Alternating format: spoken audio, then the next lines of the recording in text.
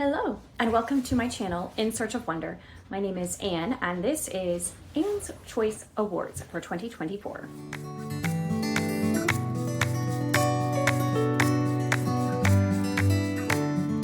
So in today's video, I'm essentially going to recap my 2024 year in reading, but I'm going to award some books that rose to the top, some of them for good reasons, some of them maybe not so much, but the books that stuck out to me over the course of the year, the books that I continue to think about or that I remember very clearly because they impacted me in one way or another.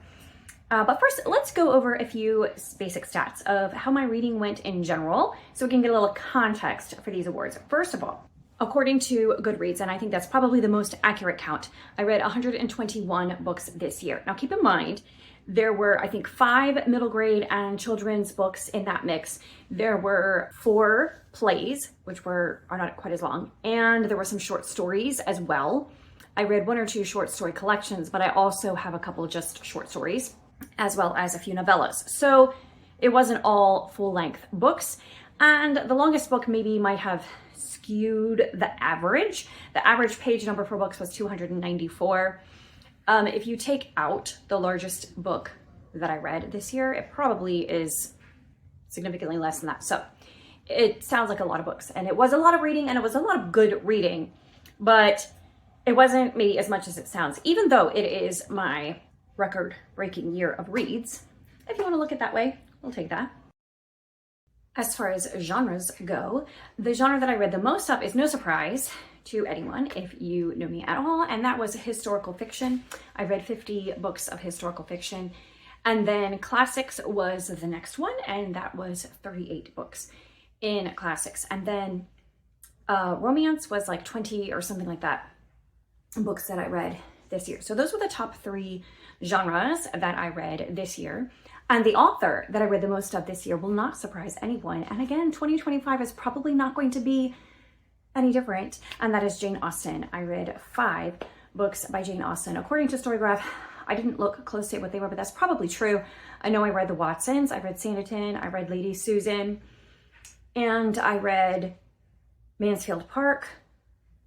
I don't know what the 5th one is in there, but anyways, I definitely read more of Jane Austen than anything else. But close to that is Beth Brower. I read 4 of her Emma M. Lyon series.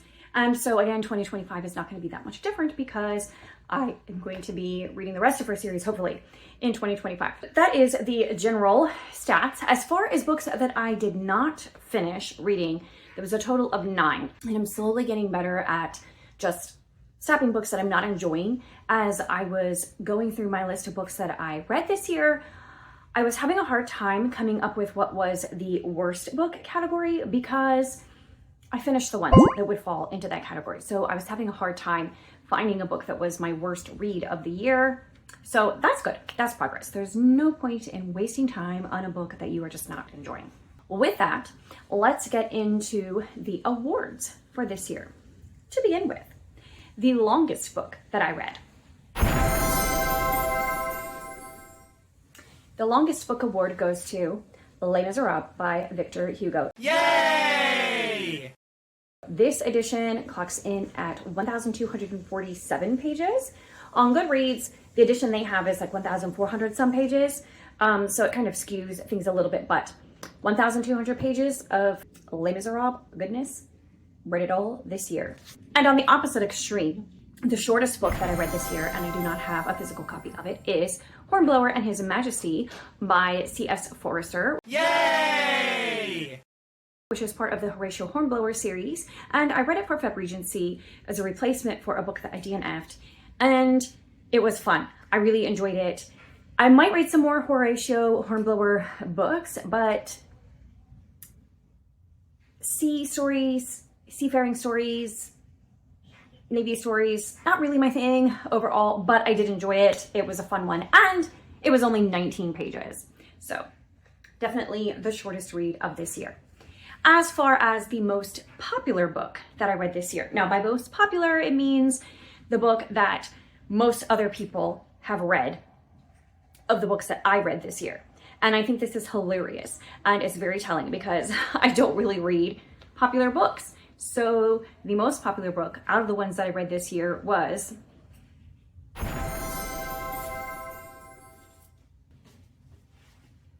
Fahrenheit 451. Yay! And that really just completely cracks me up, but it's so perfect. Out of all the books I read, this is the most popular. And I did enjoy it. This was a great read. It was gripping, it was fast-paced, and it was suspenseful, and I wanted to find out more. Plus, I loved the messaging in it and the themes in it. Wonderful. Great book. So I can see why it is popular. The least popular book also did not surprise me. Now, by the way, for the most popular book, Fahrenheit 451, 4,574,572 people had shelved that book. And this least popular one, only 27 people have shelved. So definitely going into the opposite extreme here. And again, it doesn't surprise me. This was given to me by my parents, and it was written by someone that they had, a preacher that they had heard speaking. And so they got one for all of us. And it was a little gem of a book. If you can find a copy of it for yourself, it really is a great little read. And it's 0 to 100, The Gospel to the Saint by Jim Van Gelderen. Yay! And it is just a wonderful reminder of what the gospel is and how it works in us, in our daily Christian life, in the sanctification process. And it's not something that happens in a moment of salvation or a moment of decision or a moment of conversion, but it is a lifelong process, a lifelong gift that goes with us every day. And so I really enjoyed that. Now, another genre that I read a lot of, just as much as I read of historical fiction, but I don't think that Storygraph tracks it as a genre, and that is Christian fiction. And I read 50 Christian fiction books this year, which is actually significantly more than I thought that I did. And there were two that definitely rose to the top. And one for sure, I would say, not only is my favorite Christian fiction novel of the year, but it is one of my favorite books of the whole year. And if I had a Year of the Book award, I would probably give it to this book. And that is Born of Gilded Mountains by Amanda Dykes. Yay! I love everything about Amanda Dykes as a writer. She just has a beautiful lyrical prose that is just gorgeous to admire, to sit in, and to just revel in the beauty of the phrasing. I would underline some phrases and just read them again. They were just so beautiful, the way that she presents her story. The characters in this one were absolutely delightful. I loved the characters in this story. I became more attached to the characters in this story than any of the other books that she has written, and for that reason, it's my favorite. The humor is top-notch.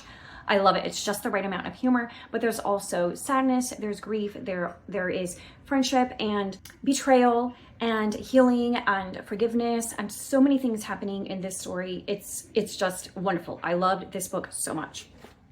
But a close runner-up is A Divine Proverb of Streusel by Sara Brunsvold, who also wrote The Extraordinary Deaths of Mrs. Kipp, which made it into my Anne's Choice Awards last year. And I really enjoyed this one. It's about a woman's journey on reconciliation and forgiveness and dealing with generational issues, really beautifully told. And it's just the kind of story that you kind of sit in. It's not fast-paced, it's not plot-based, it's very much character-based, and it really digs deep into realistic, real-life issues that we deal with on a regular basis. And I think it's very timely for today's generation. So I really enjoyed the Divine Proverb of Streusel. And for general market fiction, I read, I think, 16 just regular fiction novels of any genre. And of them, definitely the Emma M. Lyon series tops the list, for sure. Books 1 through 4. Yay! I don't know if I could really rank one book in this series higher than another, because to me the story just kind of keeps flowing. But if I was forced to, I might say maybe the first or the fourth were probably my favorites. Like the first was, I didn't really know what to expect, and so I was blown away by the delightful writing and the charming character of Emma M. Lyon and her love for books and the difficulties that she faced in her life and how she overcame them and the humor with which she overcame them. And it's just a fun read. And then in the fourth book, we get a new depth to the story. If I'm remembering correctly, I think that was book 4. We get a new depth to her story. We have new layers and we're going a little deeper, and it's not just all fun and froth and games, but we really begin to tackle some heavier issues of grief and mourning and relationships, and it's just so much fun. So I have been thoroughly enjoying the M.M. Lion series. But another one is just as wonderful, and I'm looking forward to reading the next book in this series, and that is Lily of Ludgate Hill by Mimi Matthews. And on either of these books I don't have physical copies of, but I definitely very much enjoyed both of them, the M. Lion series and the Lily of Ludgate Hill. That is definitely my favorite in this series so far. I think it's called The Bells of London, and it is my favorite Mimi Matthews so far, I think, probably. Yeah, I'm gonna say I really, really, really loved the main male character in that story, the hero of the story. Felix, I think his name was. He reminded me a lot of Gilbert Blythe in Anne of Green Gables. And if you've heard me talk about Anne of Green Gables, you know I always say that I wish there was more of Gilbert. I just love Gilbert as a character, but we don't get very much of him in the Anne stories. And I feel like in Lily of Ludgate Hill, he was very much a Gilbert kind of character, and I love that. But he, not entirely, like he was his own person, and there were things about him that are nothing like Gilbert Blythe, but I just really loved him, and I love the relationship with the female main character in that story. Love that.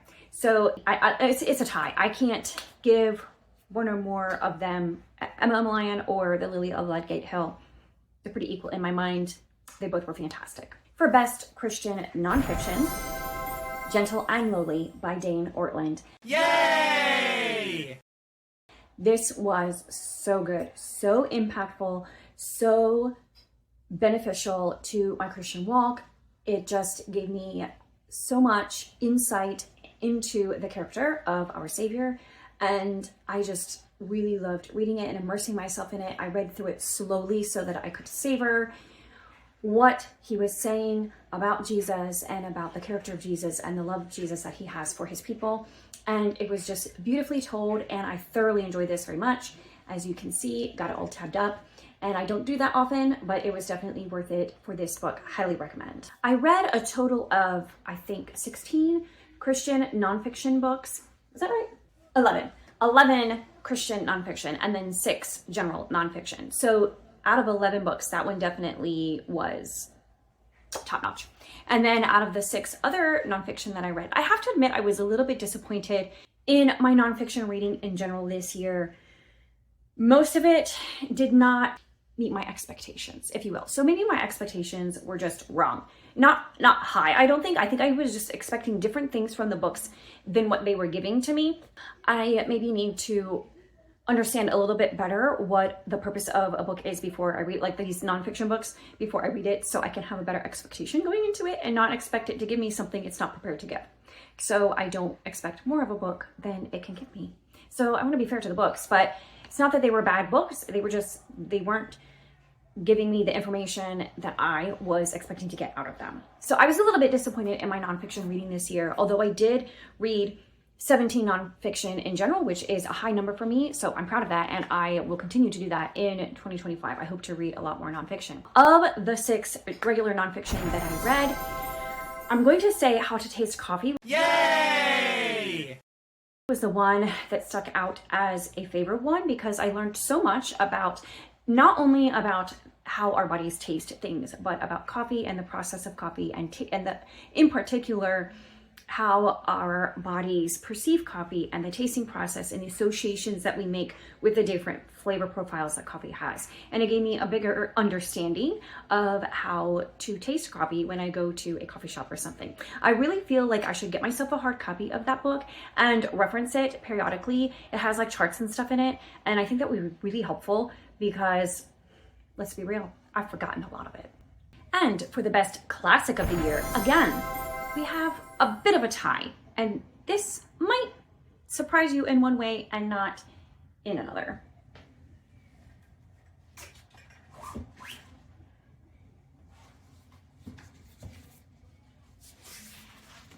Yay!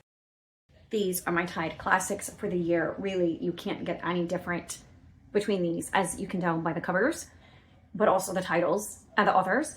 Dracula by Bram Stoker and Mansfield Park by Jane Austen. This was a reread for me, and I was very surprised, but I've talked a lot about this already. I will link to I'll put up a card for the video where I did an in-depth review of my thoughts on Mansfield Park it was a reread. I didn't expect to love it, and I did. Dracula, I had no idea what to expect. I wasn't really expecting to love it, and I did. It was fast-paced, it was thrilling, it was exciting. I wanted to find out what happened. I love the epistolary format. I really enjoy Dracula. And this might also be a record for me. I reread 12 books in 2024. And so for my favorite reread, the best reread of 2024, out of those 12 books, again, I had a tie.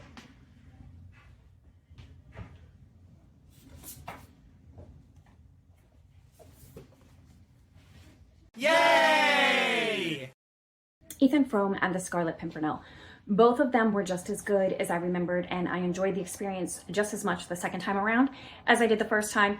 Again, they're very different. You could not find any more different stories, I don't think, than these two. Set in different times, set in different places, totally different storylines, totally different feel to the narration and the storytelling style. Everything about them is completely opposite. But I enjoyed the reread of both of these, and they rise to the top on my list of books that I reread this year. And for poetry, I read 4 books of poetry this year, which might be, again, another record for me. I don't know that I've ever read that much poetry in one year. And so I had to include that this year in my awards. And the one that rises to the top for me, which I can't find my copy at the moment for some reason, and that is Paradise Lost by John Milton. Yay! Again, I was not expecting to love it. I was expecting just to read it because I wanted to, because it was such an influential work in terms of literature, and I wanted to experience it for myself. And because it was one of the books that my son read in his 9th grade literature class, and I was wanting to read everything that he read. So I wasn't expecting to love it for enjoyment's sake, to enjoy it so much and to have so much fun with it, I guess. So Paradise Lost was definitely a surprise for me, and definitely rose to the top as one of my favorite books and one of my favorite works of poetry. It was fantastic. This year in the month of December, I squeezed in 7 Christmas books. I feel like it might have been more than that, but we'll go with 7. That was the number that I counted up. 7 Christmas books. And I just wanted to mention, this is a new category for me this year. I have a couple more new categories that I had to add based on my reading this year. It was a little bit different from last year. And I really had a favorite Christmas book that rose to the top pretty quickly, and I loved it so much. And that was Christmas at Sugar Plum Manor by Rosanna M. White. Yay! And it was just a sweet, delightful Christmas story. Everything that a Christmas story should be. It wasn't really that cheesy, like many Christmas stories can be. And I loved the themes of wonder and imagination, and of the soul's need for things beyond mere physical needs. We need nourishment for our souls as much as we need food and clothing for our bodies. And this book, this short little story, really explores that. So on the surface, it's a seemingly simple little story, but it really has a beautiful message and a beautiful theme, perfect at Christmas time. And it just spoke to my heart. It's one of the things that I always enjoy reading about. And so I really loved that one. And as I mentioned, historical fiction was one of my top genres this year, actually definitely the top genre. And I read a lot of great, fantastic historical fiction, and it was a little bit difficult to narrow it down to my favorite. But one did rise to the top because the subject matter actually happened in my lifetime, which is kind of funny that it makes it into the historical fiction category. But it's something that happened in my lifetime, but I only knew the barest bit about it because I was a child at the time, wasn't really into reading newspapers, and I did not know much about what was going on in other parts of the world. And it was so interesting to read about these things that had happened in my lifetime. And that was I Must Betray You by Ruta Sepetys. Yay! Which is set during the revolution in Romania in the 1980s. And it's Ruta Sepetys, all of her books are just so beautifully written, and I have enjoyed the ones that I have read. I have more of hers that I want to read and will be hopefully getting to this year. So I really enjoyed that one very much. It definitely was one of the best historical fiction that I read this year for sure. I mentioned that I read more short stories this year. I read 4 or 5 different short stories and or short story collections. And the one that rises to the top for me, and the award goes to, is A Scandal in Bohemia by Sir Arthur Conan Doyle. Yay! Which is a Sherlock Holmes story. from the Adventures of Sherlock Holmes collection. It is the first story in this one and the only one I've read so far. And what I loved about this one is that Sherlock Holmes gets bested in this story. And to my knowledge, it's the only one such story that Sir Arthur Conan Doyle wrote about Sherlock Holmes. And I just love that. I think that's fun that he actually wrote a story in which his character got bested by someone and it was a woman too. So that was a fun twist. And I really love that. It was just a fun short story. I also read 4 plays this year and they all kind of were like equal for me in a lot of ways because I didn't really love any of them. So in the end, the one that I'm going to give the award to is the one that I gave the highest rating, which was 4 stars. And I will just show you my write-up of all of William Shakespeare's works. And Othello is the one that I liked the best. Yay! Now, it's not my favorite Shakespeare, but it was definitely an interesting play. I didn't love the falsely accused wife trope. I feel like that's just so overdone in Shakespeare's plays. But that one probably, if I had read it first, it maybe would be my favorite of them, the way that it was handled or whatever. I don't know. Although I have to say I didn't love the ending, but I did love Iago, the character Iago. In the story, well, I didn't love him, but I just thought he was a very masterfully written villain. And it was just really interesting to see how he manipulated Othello to his point of view, which was completely false.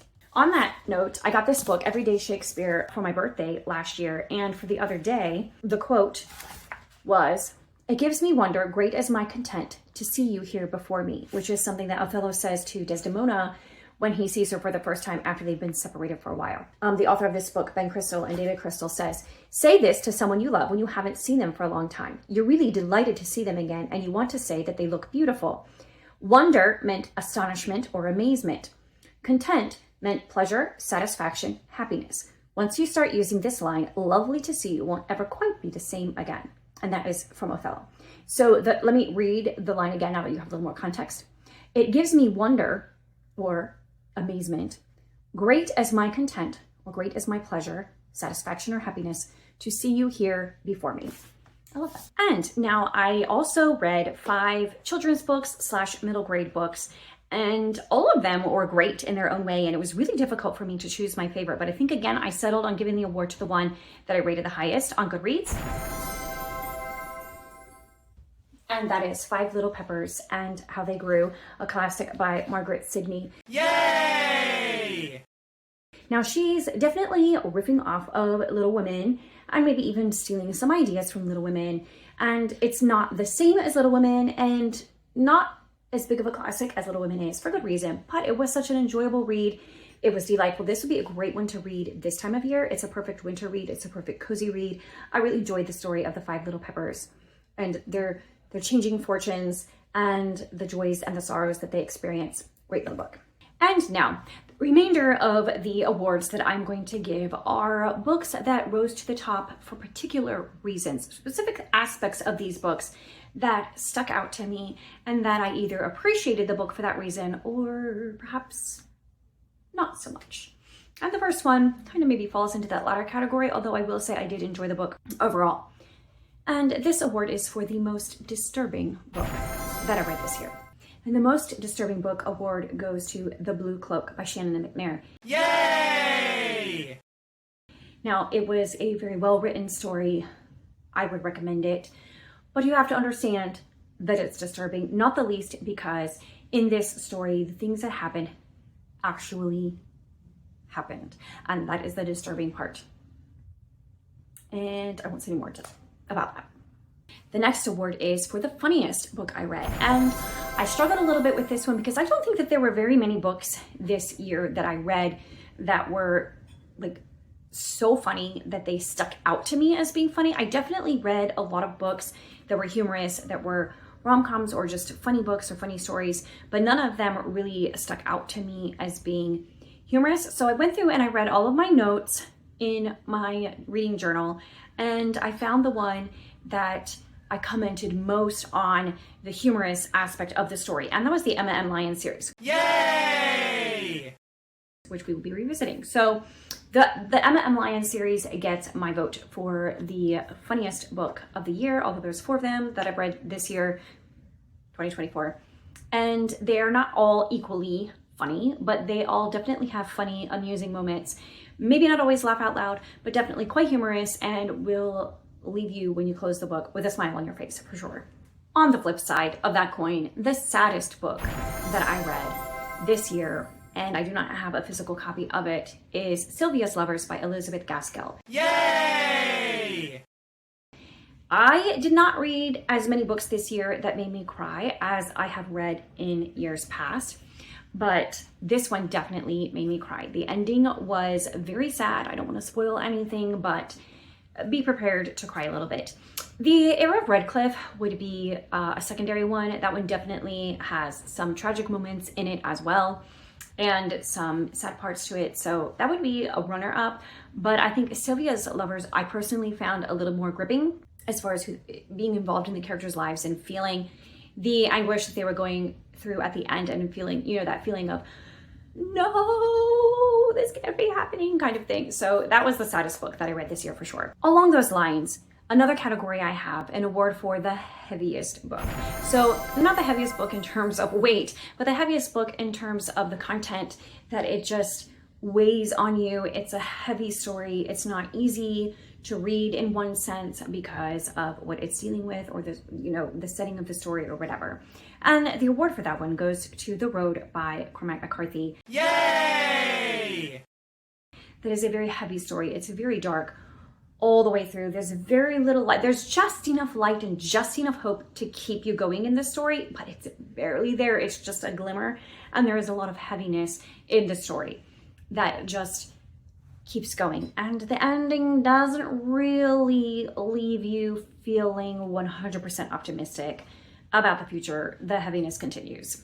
And for the boringest book that I read. Now, like I said, I'm getting better at DNFing, so these more negative awards, I had a hard time choosing books for them because I would have DNF'd books that were the most boring, or the worst, or whatever. I did manage to settle on one that fits the category, the boringest book, and that award goes to The Heir of Redcliffe by Charlotte M. Young. Yay!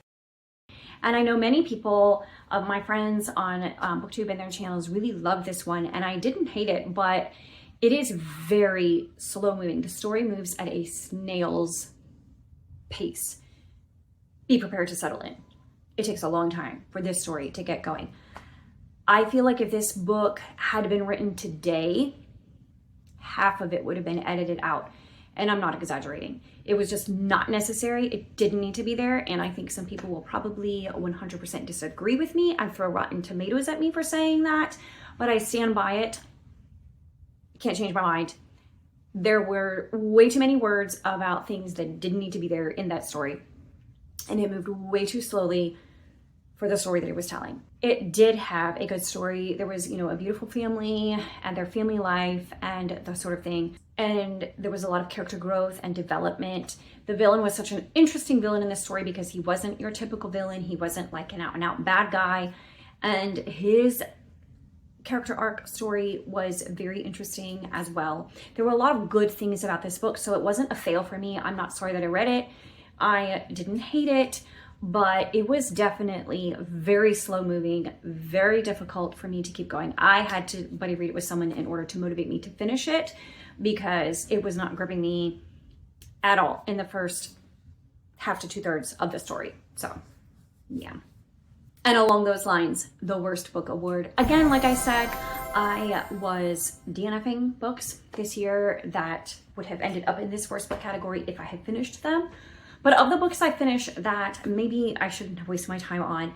And again, this one might be one, I know that people disagree with me because some of my best friends here on BookTube really loved this book and enjoyed it. So don't take my word for it. Read it for yourself. You will probably enjoy it. And that was Miss Newberry's List by Megan Walker. Yay! And it's a Regency romance. I just found it, A, completely unbelievable, and 2, completely inaccurate historically in a lot of ways. And 3, The storyline, I just couldn't get on board with it. It just didn't make sense to me. I feel like the main character, like she had this list of things that she wanted to do before she married this guy that she was just marrying for, it was like a, sort of an arranged marriage kind of thing. And she was just marrying him, for the typical reasons that people in the Regency era would get married. But she had this list of things she wanted to do. First of all, I thought the list of things was dumb. And secondly, the way she did them, I also thought was dumb. And thirdly, I felt like there were a million other solutions to her life problems that she could have utilized and she didn't. So yeah, that was the worst book I read this year, and that was a waste of my time, in short. But please don't hate me, and please don't throw Rotten Tomatoes at me if you really liked it, because it's okay if you really liked it. I'm glad that you liked it. It was written for you. And the most romantic story that I read. So romance was, surprisingly, the third category on my list of genres this year. And so the most romantic story, you've heard me mention this already today, and that is The Lily of Ludgate Hill by Mimi Matthews. Yay! Now, nobody writes romance like Mimi Matthews, in my opinion. And she does it beautifully without going overboard. Some of her books maybe like get really close in terms of the sensuality and the physical intimacy, whatever, of the characters, but she doesn't cross the line. And I just really love how she gets you into the story and you get into the characters' lives, and you're just really, I don't know, they're just really engrossing and enjoyable reads, and you love the characters and the storylines, all of it. And The Lily of Ludgate Hill is definitely one of my favorites, as I already mentioned, by her, and I really enjoyed that story. And my final award is The Biggest Surprise. So the book that surprised me the most, a lot of these books I have mentioned that I picked up to read, I didn't have particular expectations of them. And so I was surprised to find myself really enjoying them. And this is one of those, but probably the most significant one. And that is Dracula, which I've already mentioned once and already won another award. Here it comes, winning another award. The biggest surprise for me, I did not expect to love this book. I read it because I wanted to read it, and it seemed like a book that I should read. I thought I would probably not hate it, but I didn't think that I would love it, and I loved it. And it surprised me so much in that way. It definitely was the biggest surprise for me to find myself enjoying. I was always also surprised by how strong the Christian themes were in this story. This is very much a Christian story, and that surprised me also. I was not expecting that. So this was definitely the biggest surprise, and it was in the best way, the best kind of surprise. And finally, to just wrap up, I did a 2024 bracket this year where I narrowed down my favorite books of the month and chose the top 3 of the year. And so for January, my favorite was The Price of Privilege trilogy. You've heard me talk about that many times. I will link to a video where I talked about that at length. And in February, Gentle and Lowly was my favorite, which won one of my awards earlier. Of the 2 of those, I chose Price of Privilege as my favorite, and that moved on to the next round. And then in March, I read Mansfield Park by Jane Austen, and in April, Anne of Windy Poplars. And those both were rereads for me, and I loved them very much. Both of them, I enjoyed the rereads, but Mansfield Park edged out for me because Austen. And also Anne of Windy Poplars is not my favorite of the Anne series. And then in May, I read Emma M. Lyon for the first time. And also in June, I read Paradise Lost, and that was a big favorite for me, also a bit of a surprise. So Paradise Lost moved on to the next round. And then in July, Born of Gilded Mountains was easily, I knew right away, it was one of my favorite books of the year. And then in August, Five Little Peppers was a bit of a surprise for me. I did not expect to love that one as much as I did, but I really enjoyed that. But between the 2 of those, Born of Gilded Mountains moved on. And then in September, my favorite book was Fahrenheit 451, which I thoroughly enjoyed. And in October, Dracula, which we have talked about already. So Dracula moved on between the 2 of those. And then in November, I reread The Scarlet Pimpernel, which was wonderful fun. And then in December, my favorite book was Christmas at Sugar Plum Manor. Overall, I didn't read a lot of amazing books in December. So I think my average rating for December was like 3-something stars.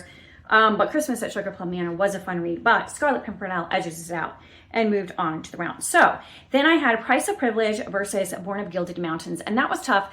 But in these cases, in this case, I decided to go with the newer book. rather than the reread. So I chose Born of Gilded Mountains as my favorite of those. And then between Mansfield Park and Dracula, that was really hard. And I'm still not sure. Honestly, it's a bit of a tie, like I said. I ended up putting Mansfield Park on there because Austen always, like, she's just amazing. And Dracula, there were a handful of flaws in the story. As much as I enjoyed the reading of it, Austen always just rises above the rest in terms of her craft and her stories and her characters. So I went with Mansfield Park on that one. And then Paradise Lost versus The Scarlet Pimpernel. Again, I went with the new book versus the reread. And also in terms of the level of writing and craft and style or whatever. Paradise Lost, definitely miles better than The Scarlet Pimpernel. So edges that one out. So that leaves the top three as Born of Gilded Mountains and Mansfield Park and Paradise Lost as my top 3 books that I read this year.